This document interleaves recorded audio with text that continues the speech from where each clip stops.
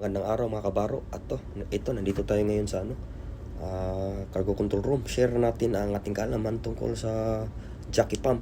Kung anong purpose niya at anong gagawin once masira yan. So ang jockey pump ay laging umaandar yan. Dapat laging umaandar yan while the system is stopped. So laging umaandar yan to keep the system, the hydraulic system pressurized from 2 to 6 bars to prevent ingress of foreign matters and air build up in our hydraulic system. So like the oil in the cargo tanks or seawater or fresh water from our oil coolers. So tapos wag may air build up din sa system tatanggalin ng jockey pump yan by means of constant venting sa ating constant venting sa pamamagitan ng pag-pressurize sa system.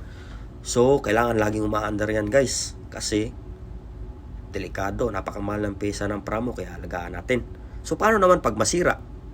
Yan jockey pump natin, yan diskarga papunta sa cooler. Yan suction yan suction mismo sa tangke. Yan pwede natin gamitin yan guys. Yan line up lang natin, suction niya. Yan kumuha rin sa tangke, same sa jockey pump.